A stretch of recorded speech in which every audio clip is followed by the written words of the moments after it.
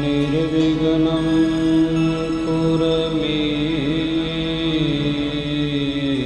देव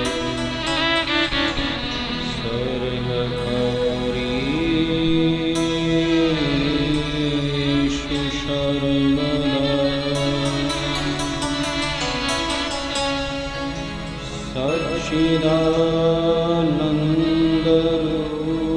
सच्चिदानन्दरूपाय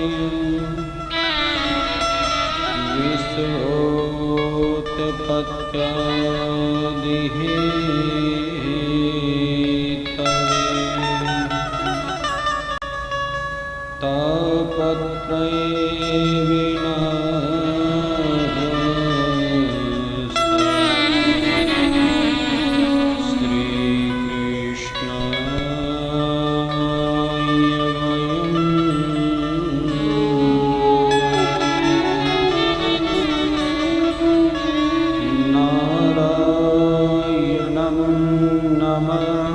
नमस्कृत्यं नरं चैव नरोत्तमं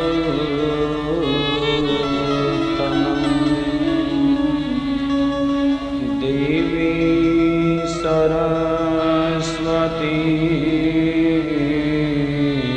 व्यासं ततो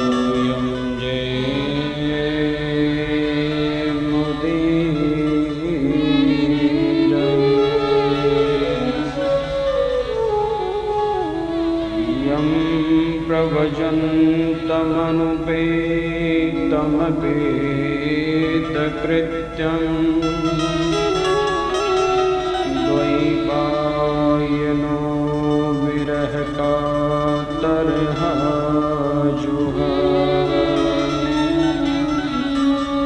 पुत्रेति तन्मेतया तर्वो तं सर्वभूतहृदयं मुनिमानतोऽस्मि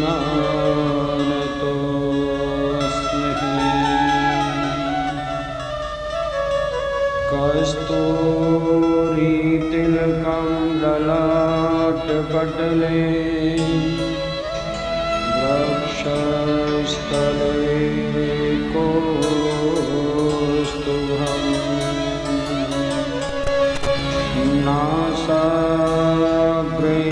नासाग्रैर्मौक्तिकं करदरे वेणुतले तं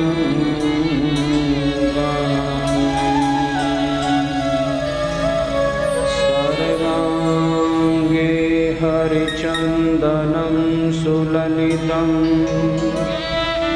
कण्ठे च मुक्तावली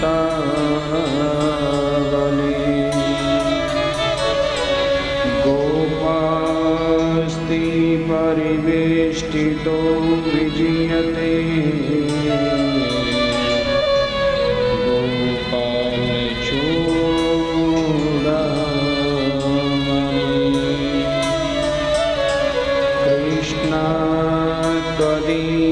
पदे पंकजपंजरान्ते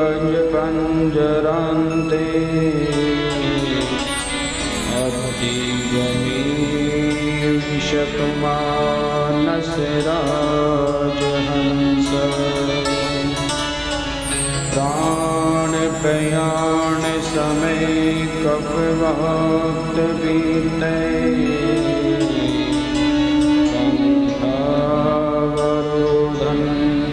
विधो स्मरणं कुतस्ते वसुदेवं सुतं देवं कंसचारूढमर्दनं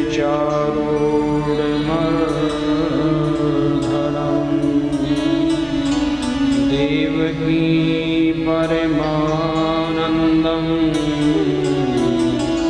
कृष्णं वन्दे जगद्गुरु राधा मेरी स्वामिनी मैं राधे तेरो जन्म जन्म मोहि दीजियो श्री वृंदावन को श्री वृंदावन को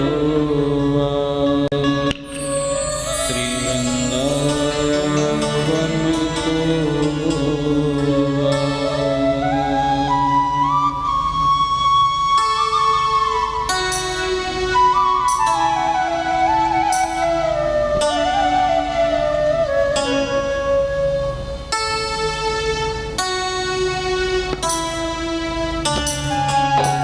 राधे राधे गोविंद गोविंद राधे राधे राधे गोविंद गोविंद राधे राधे राधे गोविंद गोविंद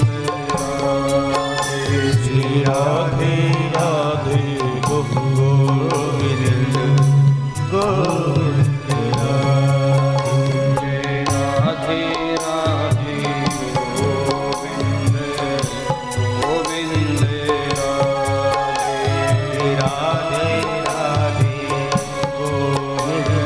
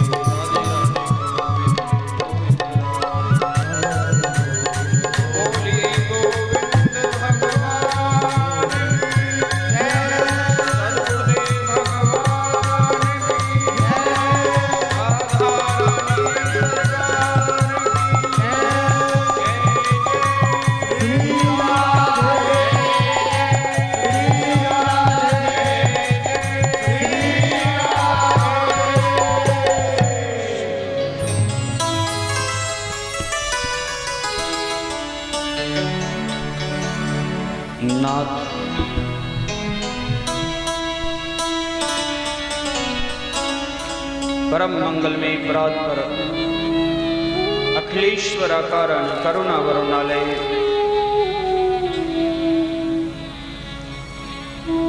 राधा स्वरूप राधा चरणार बिंद भगवान बाल कृष्ण लाल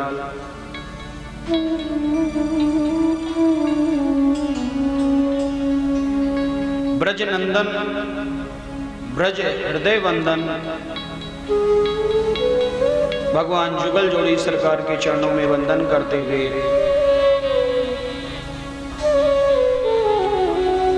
भक्तिमयी भक्ति सूत्र जमुना महारानी को वंदन करते हुए भक्ति रस में परम आनंदित करने वाले भक्ति के महामनु उद्धव जी महाराज को वंदन करते हुए प्रातः स्मरणीय प्रातः पूजनीय पूज्य गुरुदेव महाराज को वंदन करते हुए बाहर से आए हुए जितने भी संत समाज हैं सबको वंदन करते हुए और ब्रज के प्रमुख स्थानों में श्री गिरिराज एवं वृंदावन से आए हुए जितने भी विद्युत गण हैं उन सबको कोटि कोटि वंदन करते हुए कथा मंदाकिनी के द्वितीय दिवस में आए हुए समस्त श्रद्धालु एवं श्रद्धामयी माताओं को वंदन एवं साधुवाद धन्यवाद करते हुए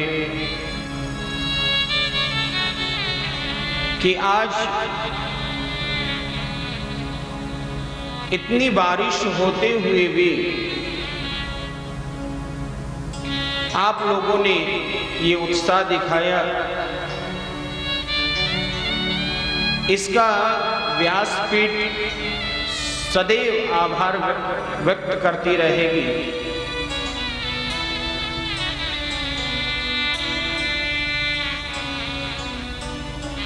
सुबह से यही चिंतन था कि आज आयोजन होगा या नहीं, क्योंकि रात्रिकालीन से इंद्र देवता इतने प्रसन्न हैं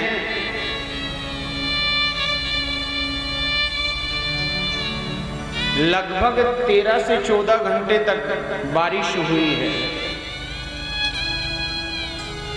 उसके पश्चात भी हम पर बड़ी कृपा की।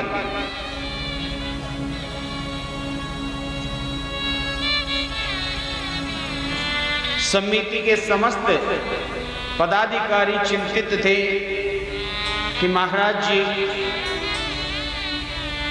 इतना सब सुंदर व्यवस्थाएं थी परंतु बारिश ने सब काम बिगाड़ दिया। परंतु एक चीज का बारंबार एक भाव रखना पड़ेगा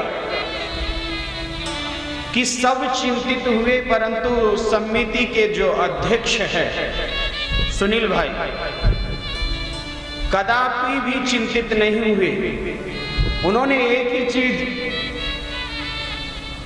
बोला कि होगा वही जो राम रुचि राखे।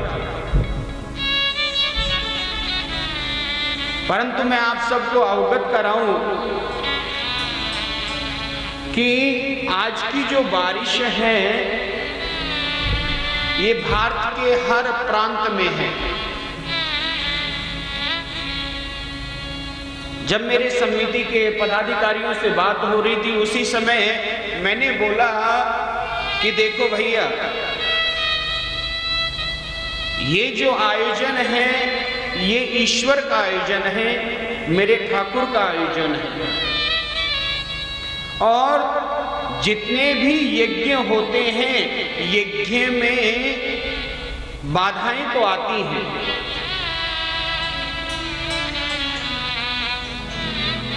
परंतु वास्तविक बात यह है कि बाधाओं में जो टिक कर रहे वही भक्त होता है। ये आज ही बाधाएं नहीं आ रही हैं जीवन में। पुरातन पद्धति से यदि आप जानेंगे तो बाधाएं हर यज्ञ में आती हैं। आप यदि त्रेता में लेना चाहेंगे तो सगर महाराज ने अश्वमेध यज्ञ किया और सगर महाराज का अश्वमेध यज्ञ का घोड़ा इंद्र चुरा ले गया। क्यों? क्योंकि इंद्र चाहता है कि कोई ऐसा प्रतिफल कार्य ना हो कि मेरी गद्दी को खतरा हो जाए। मेरे भाई बहन, मैं फिर से एक बार बताना चाहता हूं कि ये आयोजन कोई छोटा मोटा आयोजन नहीं है। इसकी कल्पना भी नहीं हो सकती।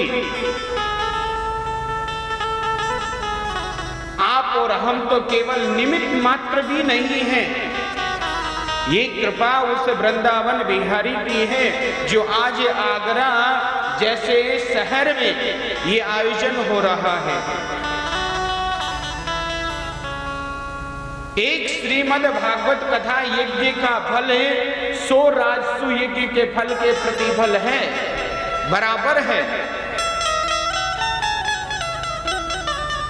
तो यहां तो मेरे भाई बहन 108 श्रीमद् भागवत कथा है। तो मुझे लगता है तकरीबन 11,000 अश्वमेध यज्ञ का फल हमारे इस पंडाल में है। जब आदमी 100 राजसु यज्ञ करता है तो इंद्रासन का अधिकारी बन जाता है। तो यहाँ 11,000 अश्वमेध यज्ञ का फल है, तो कितना प्रतिफल होगा?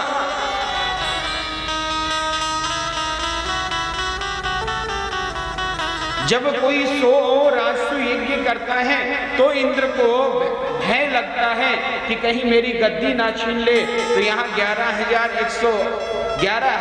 कितना प्रतिफल होगा?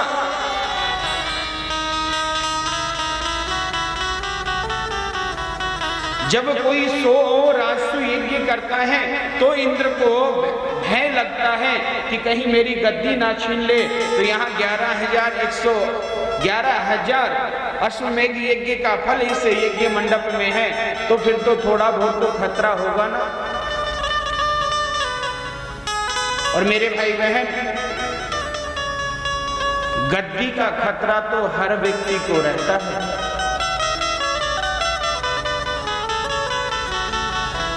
चाहे वो पॉलिटिकल पार्टी हो, चाहे समिति की गद्दी हो, चाहे किसी कर्मचारी की गद्दी हो, गद्दी का भय तो हर व्यक्ति को रहता है। अगर इंद्र को रहे तो कौन सा गुनाह है?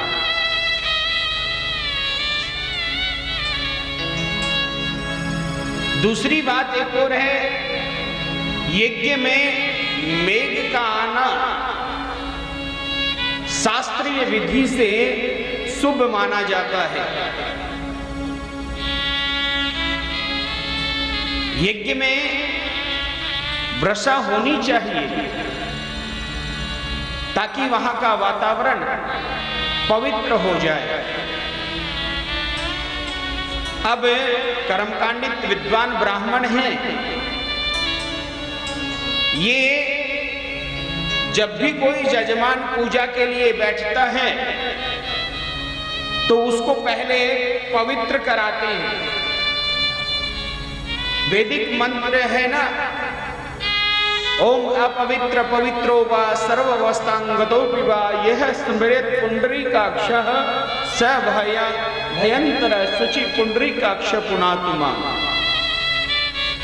वैदिक मंत्र से जीव को पवित्र करते हैं और जो लोटे में जल लेते हैं जिससे पवित्र किया जाता है, उस लोटे में भी कर्मकांडित विद्वान ब्राह्मण तीनों जो हमारे यहाँ की सर्वश्रेष्ठ नदियां हैं, गंगा, जमुना, सरस्वती, उन तीनों को उसमें मंत्र शक्ति के माध्यम से आह्वान करते हैं कि इस जलाशय में आपका स्वरूप प्रकट हो, जिसके कारण हम हमारे ये जो जजमान हैं इसको पवित्र कर सके।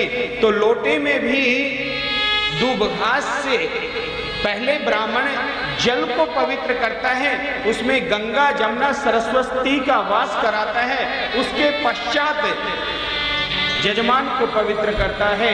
और जब गंगा जमुना सरस्वती को बुलाता है तो गंगे को नमन करता है, आह्वान करता है।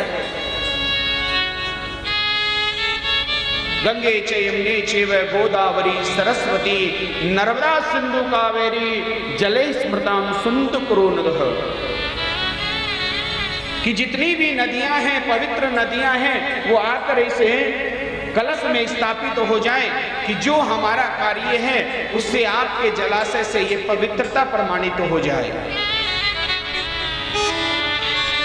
तो मेरे भाई बहन, कर्मकांडित विद्वान ब्राह्मण केवल मात्र वेदियों तक ही पवित्र कर सकते हैं, परंतु इतना बड़ा पंडाल है और श्री राम गौ सेवा समिति ने तो महाराज ये पूरा पंडाल 2 लाख स्क्वायर फुट में बनाया हुआ है। तो इसकी पवित्रता के लिए तो स्वयं इंद्र को ही आना पड़ेगा। बोलिए जय श्री कृष्ण। एक बार जोर से बोलना पड़ेगा। ये तो निश्चित है कि ठंड है, परंतु ठंड में सोल से हाथ निकाल के जब कीर्तन का मौका मिले तो उसमें कीर्तन कर लिया करो, थोड़ी गर्मी आ जाएगी।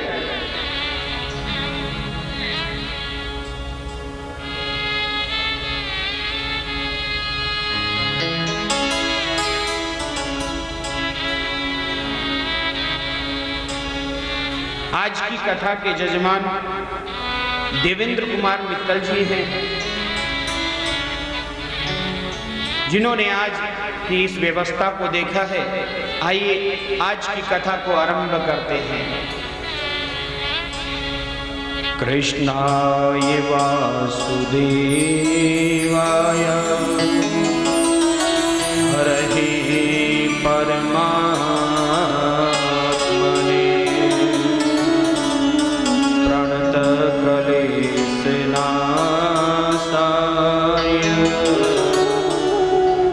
गोविंदाय नमो नमः। मेरे भाई बहन, श्रीमद् भागवत प्रेत पीड़ा विनाशिनी है। ये केवल मात्र जीव का कल्याण नहीं करती है, ये प्रेतों का भी कल्याण कर देती है। शास्त्र हमें सिखलाता है कि जीव अगर चाहे तो जीते जी मुक्त हो सकता है, और मुक्ति का सर्वोत्तम मार्ग है श्रीमद् भागवत कथा। ये भागवत चर्चा पवित्र चर्चा है। हमारे यहाँ के रसिक तो ये कहते हैं कि संसार में आपको किसी पुस्तक को पढ़ने का समय मिले ना मिले चलेगा, परंतु भागवती चर्चा को अवश्य नित्य अपने जीवन में पढ़ा करो। एक श्लोक नित्य पढ़ो, एक नहीं पढ़ सकते तो आधा श्लोक पढ़ो, परंतु भागवत का परंतु भागवती चर्चा को अवश्य नित्य अपने जीवन में पढ़ा करो। एक श्लोक नित्य पढ़ो, एक नहीं पढ़ सकते तो आधा श्लोक पढ़ो, परंतु भागवत का कुछ शब्द तो भागवत के अवश्य पढ़ा करो।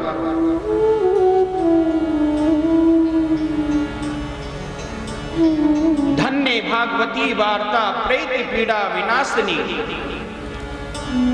ये भागवती चर्चा धन्य है जो प्रेतों का भी विनाश कर देती है।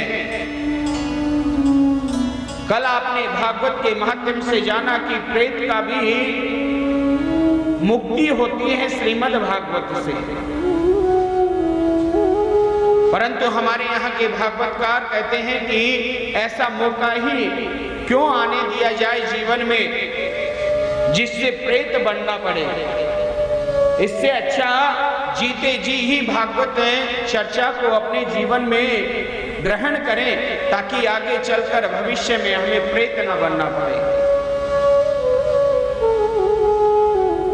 जहां पर मेरे भाई बहन भागवती चर्चा होती है, वहां पर जितने भी प्रेत होते हैं वो कांपने लग जाते हैं। भागवत नाम का सत्संग इतना प्रभावित है कि वहां के आसपास के प्रदूषित जो अणु हैं वो भी समाप्त हो जाते हैं। जहां जहां तक भागवत की चर्चा की आवाज जाती है, उस क्षेत्र से पाप समाप्त होता है।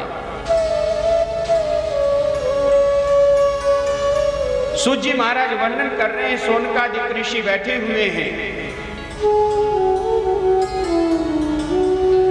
सूत जी महाराज श्रीमद् भागवत का आरंभ करते हैं।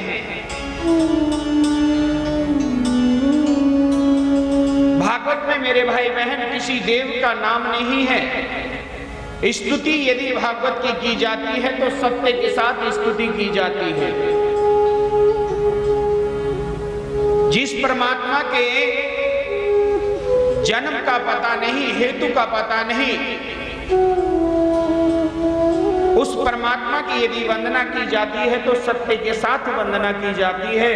कहने का अभिप्राय यही है कि आप भागवत के मार्ग पर चलते हैं तो पहले अपने जीवन में सत्य का आचरण करें। अगर आप अपने जीवन में सत्य का आचरण करते हैं तो ही भागवत आपके जीवन में किंचित परिवर्तन ला सकती है, अन्यथा भागवत परिवर्तन नहीं ला सकती। हम चाहे कितना भी भागवत को सुने, परंतु भागवत के जो बताए हुए मार्ग हैं, अगर उनको अपने जीवन में ग्रहण नहीं करते तो भागवत हम में रम नहीं सकती।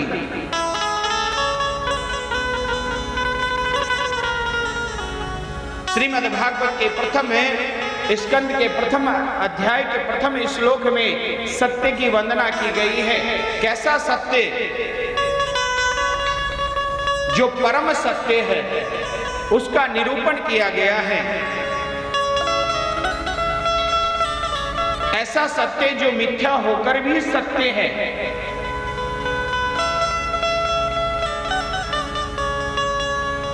जो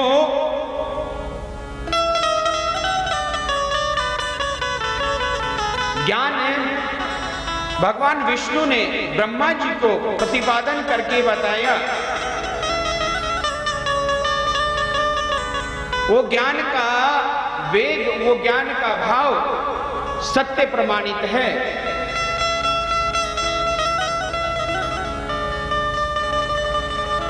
जन्माधस्य यतो न व्यादितरस्य स्वविघ्न स्वराट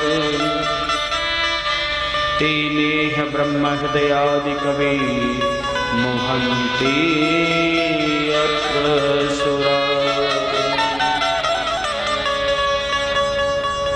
तेजो वारिमिदां यथा विनमयो त्रसज्ञो मृषा भ्रमणं सेवनं सदा निरस्तकहुकं सत्यं परं धीमहि।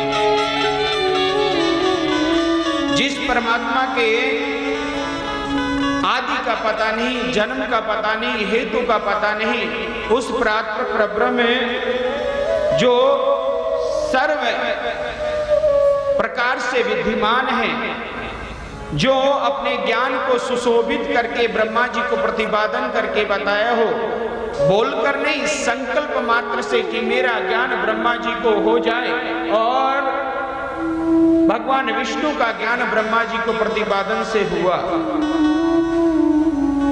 जो परमात्मा जल में थल की भांति और थल में जल की भांति प्रतिपादित दिख रहा हो, जो मिथ्या होकर भी सत्य है और सत्य होकर भी मिथ्या है, वो परमात्मा सत्य स्वरूप है। कैसा सत्य?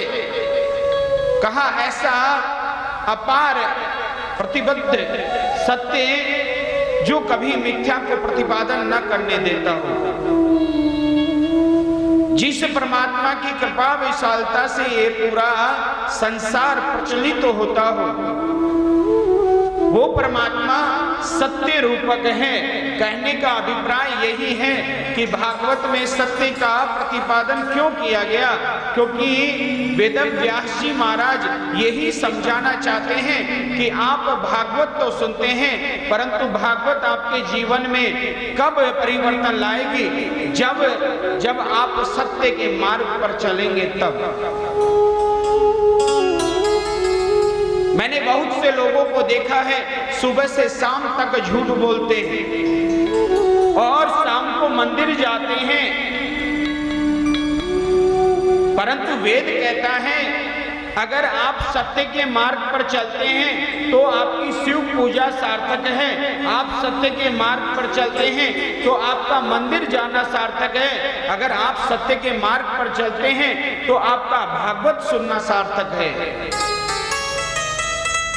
कहने का अभिप्राय यही है कि जीवन में सत्य का आचरण करें।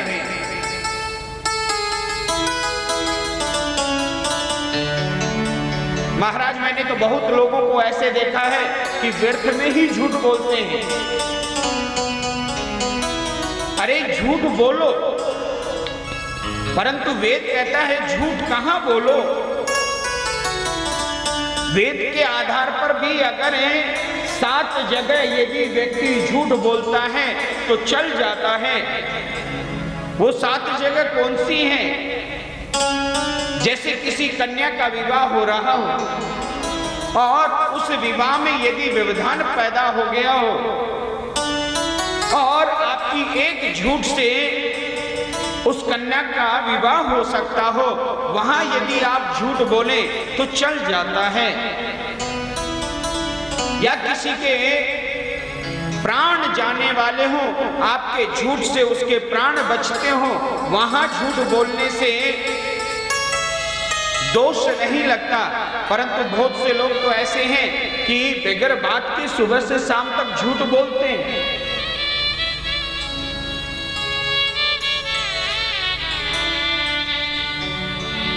मेरे भाई बहन, सत्य ही धर्म है और सत्य ही सनातन है। जिस धर्म का आप व्याख्यान करते हैं ना, ये सनातन धर्म ही सत्य है। मानस में बाबा बड़ी सुंदर बात कहते हैं, धर्म एक ही है और वो धर्म क्या है? बोले सत्य धर्म। सत्य ही सनातन है। आप जीवन में सत्य का आचरण कर लें, समझ लो सनातन धर्म के पथ पे आप जा रहे हैं, उसके मार्ग पर जा रहे हैं। अगर आपके जीवन में सत्य ना है, सत्य का आपने आचरण नहीं किया, तो मेरे भाई बहन आप सनातनी भी नहीं हैं।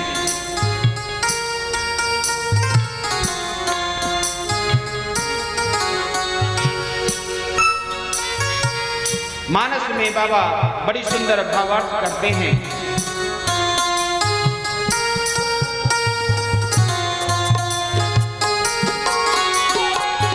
धर्म न दूसरे सत्य समान, धर्म न दूसरे धर्म न दूसरे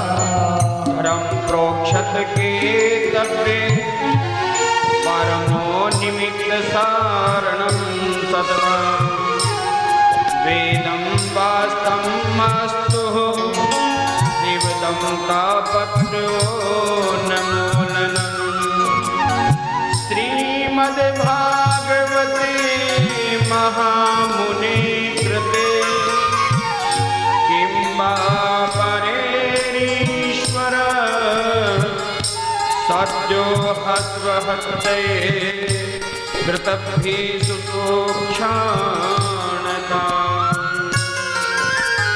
धर्म न दोषर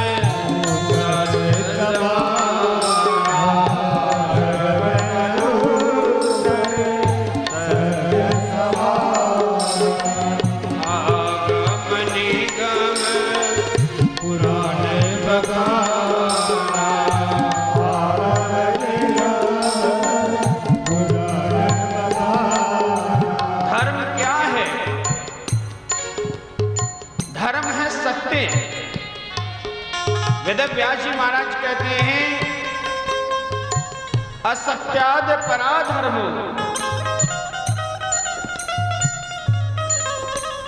वेद कहता है सत्य से बड़ा कोई धर्म नहीं है और असत्य से बड़ा कोई अधर्म नहीं है। अगर आप अपने जीवन में झूठ बोल रहे हैं तो आप समझ लो आप अधर्म कर रहे हैं। धर्म का आचरण करने वाले लोग कभी झूठ नहीं बोलते। मानव के लिए परम धर्म क्या है? मानव के लिए परम धर्म है कृष्ण कथा, जो हमें सत्य के मार्ग पर चलाना सिखाती है। ये कृष्ण कथा कैसी है? शिवम कल्याणम ददाति इति शिवदम, ये कल्याणकारी कथा है। ये जीव का कल्याण कर देती है। शिव कल्याणकारी कथा है कृष्ण कथा। हमारे रसिक तो कहते हैं कि श्रीमद् भागवत कथा का जब भी मौका मिले आप इस कथा का रसपान करें, मंजन पान करें, जीवन में प्रयास करें कि निरंतर हमारे जीवन में ये प्रवाह होती रहे। शिवदम कल्याणकारी कथा है कृष्ण कथा। तापत्रोन्मूलनम, तीनों प्रकार के तापों का उन्मूलन करने वाली है कृष्ण कथा। 3 ताप कौन से हैं? आध्यात्मिक ताप, आदि देविक ताप और आदि भौतिक ताप। ये तीनों ताप के अगर उन्मूलन करने की सामर्थ्य किसी में है तो वो है कृष्ण कथा में।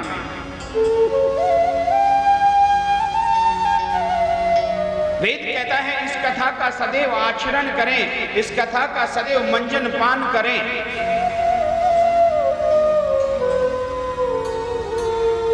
एक ने कहा महाराज आजकल तो निरंतर ये कथाएं होती हैं, प्राय हर दूसरे तीसरे दिन भागवत आरंभ होती है, कितना सुने, वही तो कथा है। तो सूची महाराज कहते हैं जिस जीव के मन में ये भावना आ जाती है वो कथा की महिमा को समझ नहीं पाया। कथा निरंतर हमारे जीवन को बदलती है। कथा निरंतर हमारे जीवन में एक नवीन मार्ग प्रसारित करती है।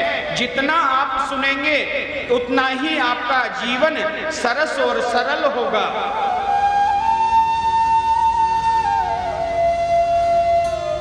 सूजी महाराज कहते हैं कि जो लोग ये कहते हैं कि बहुत कथा सुनी है वही कथा है, उसने कथा की महिमा को नहीं जाना। कथा क्या है? सूजी महाराज कहते हैं कि कथा निगम रूपी कल्प वृक्ष का परिपक्व फल है। श्रीमद् भागवत कथा देखिए मेरे भाई बहन, एक वृक्ष है जिसका नाम है कल्प वृक्ष। निगम रूपी कल्प वृक्ष का अमृत में परिपक्व फल है श्रीमद् भागवत। ये निगम रूपी कल्प वृक्ष कहां से आया? तो सूजी महाराज कहते हैं वेद वेदांत से ही निगम रूपी कल्प वृक्ष की उत्पत्ति हुई है। वेद वेदांत से जो परिपक्व कल्प रूपी वृक्ष उत्पन्न हुआ है, उसका परिपक्व फल है श्रीमद् भागवत।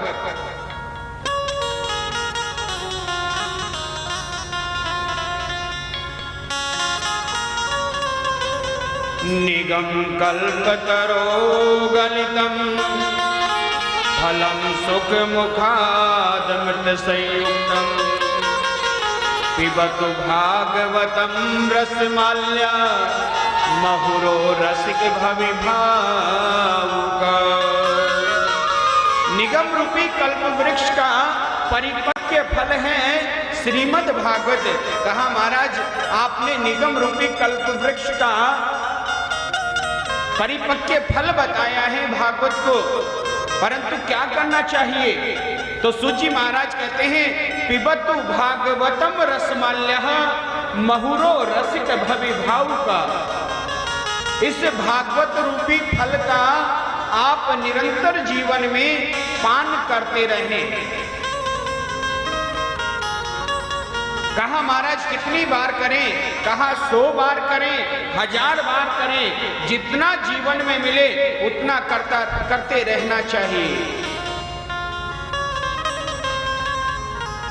और वेद ये कहता है मेरे भाई बहन, जिस प्रकार से हमें हमारे जीवन को जीने के लिए भोजन की आवश्यकता पड़ती है, जीवन में तरलता लाने के लिए जल की आवश्यकता पड़ती है, ठीक इसी प्रकार से जीवन चलाने के लिए प्रभु की भक्ति, प्रभु का सत्संग भी जरूरी है। क्योंकि बिना सत्संग के विवेक जागृत हो नहीं सकता। जीवन में अगर विवेक को जागृत करना है तो सत्संग अवश्य करना पड़ेगा।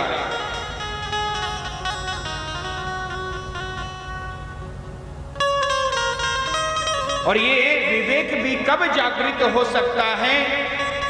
जब प्रभु की कृपा हो।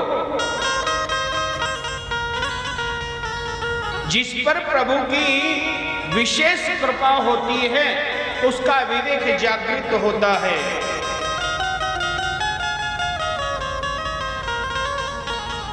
बिना हरि की कृपा के जीव का विवेक जागृत हो भी नहीं सकता। बिना संत की कृपा के विवेक जागृत नहीं हो सकता। इसलिए निरंतर अपने जीवन में सत्संग का आचरण करें, और सत्संग का आचरण यदि करेंगे तो आप सत्य का आचरण करेंगे। बार बार घूमकर एक ही बात आती है कि जीवन में सत्य को अपनाओ।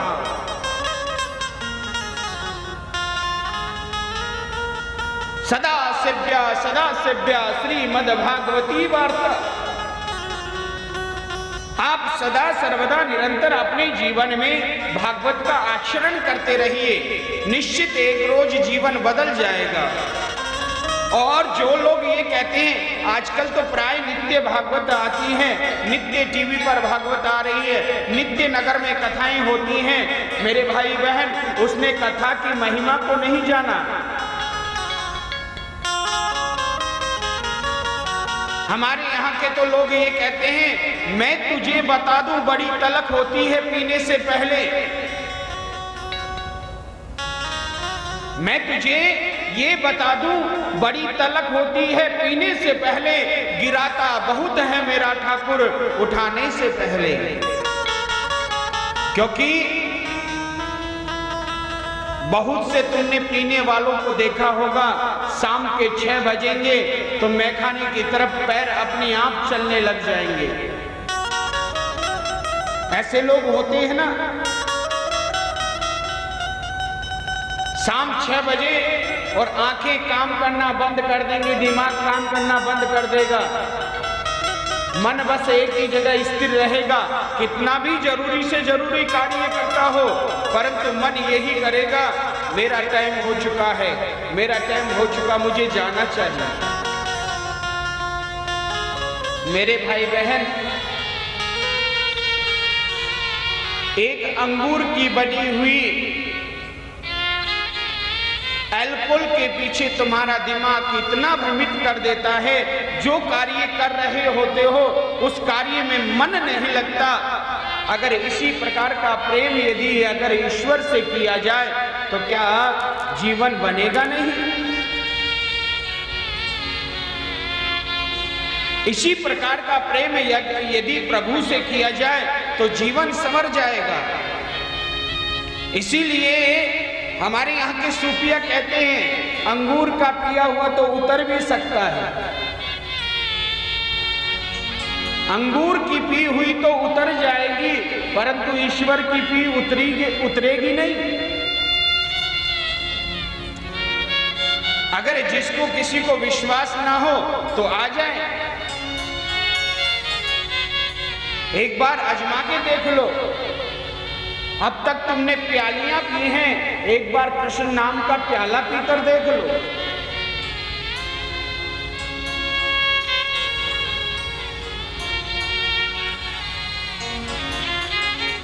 किसी सूफिया ने बड़ा सुंदर कहा है, जाम पे जाम झलकाने से क्या फायदा है।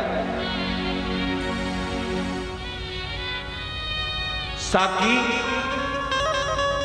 जाम पे जाम झलकाने से क्या फायदा, सुबह की पी शाम को उतर जाएगी। कितने भी जाम पी लो प्यारे, सुबह पियोगे वो शाम को उतरेगी जरूर। क्यों? क्योंकि ये हमारी बनाई हुई है। ये सुबह की पी शाम तक ही चल सकती है, रात तक नहीं चल पाएगी। जाम पे जाम झलकाने से क्या फायदा, सुबह की पी शाम को उतर जाएगी। अगर पीना है तो प्यारे एक बार प्रभु के नाम की प्याली पी, तेरी जिंदगी संवर जाएगी। एक बार पीना है तो एक बार नारायण के नाम का रस पी। अगर ये एक बार चढ़ गई तो मेरे भाई बहन जीवन में कभी उतर नहीं सकती। और नहीं विश्वास तो आप जाकर देखें, वृंदावन में, गोवर्धन में, आपको समझ में आ जाएगा। केवल आगरा नहीं, केवल इंडिया नहीं, वर्ल्ड से लोग वहां पर आ रहे हैं और उसके नाम में पागल हो रहे हैं। क्यों?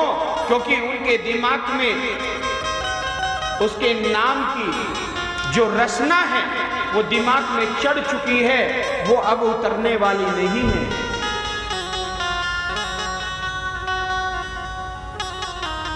नाम में इतनी शक्ति है मेरे भाई बहन, नाम की महिमा अपार है। इसीलिए ये जो आयोजन आरंभ हुआ था, इस आयोजन में जब ये आरंभ हुआ तो हमारी सुनील भाई से बात हुई तो उन्होंने कहा, महाराज जी हम अपनी कथा का प्रचार करेंगे परंतु दूसरे तरीके से। लोग कथाओं का प्रचार करते हैं, माइक लगाकर कथा हो रही है, ये हो रहा है, आयोजन है, आपको आना है, हम कथा का प्रचार करेंगे, परंतु हमारे यहाँ का वातावरण शुद्ध करते हुए कथा का प्रचार करेंगे। तो श्री राम गौ सेवा समिति के पदाधिकारियों ने हमसे एक ही विचार विमर्श किया कि महाराज जी कथा का प्रचार करेंगे, उस कथा के प्रचार में एक वाहन यात्रा रखेंगे, वो वाहन में हरिनाम संकीर्तन कराएंगे और आगरा के बैठे हुए भक्तों को पता है कि पिछले 3 महीने से इसी आयोजन के लिए पूज्य महाराज श्री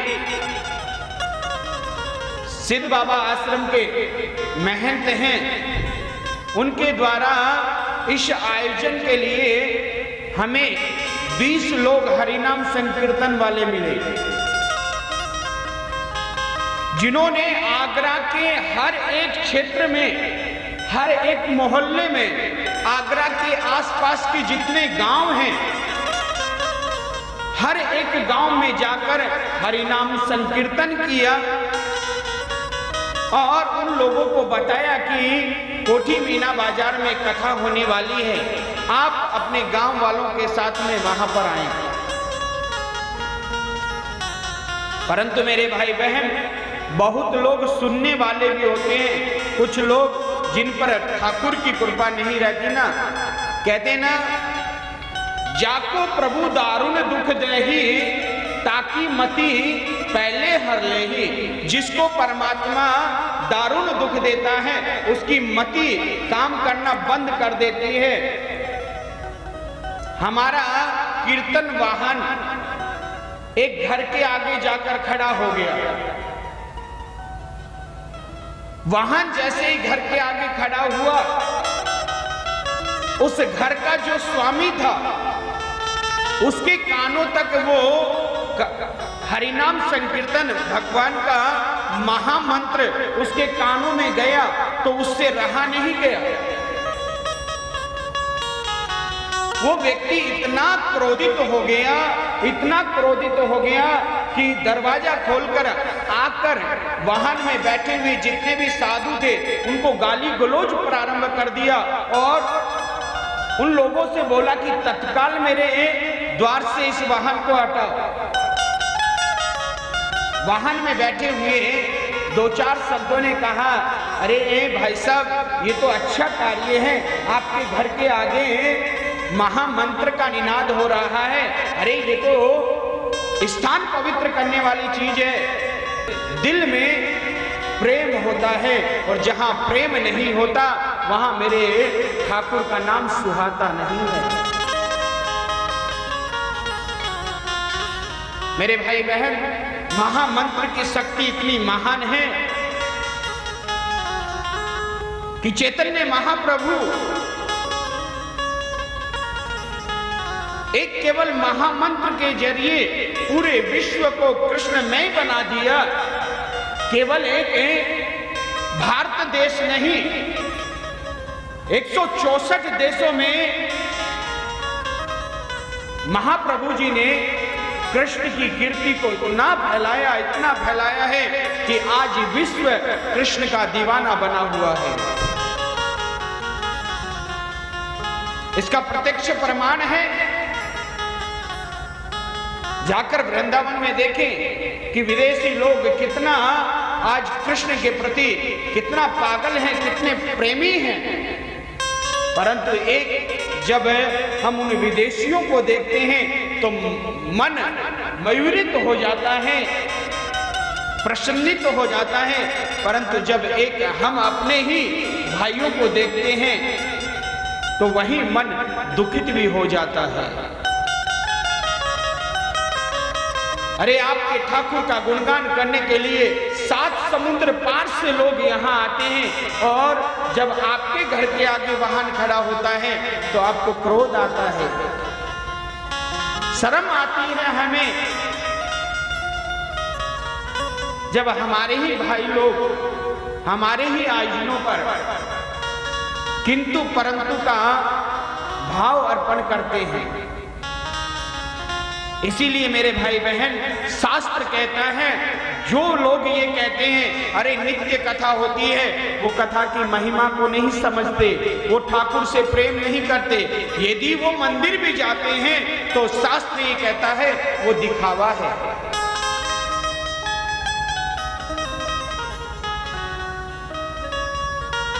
अरे आगे कथा आएगी पृथु जी महाराज की 99 है। अश्वमेघ यज्ञ करने के बाद जब भगवान नारायण प्रसन्न होते हैं, भगवान नारायण ने बोला, पृथु क्या चाहिए तेरे को?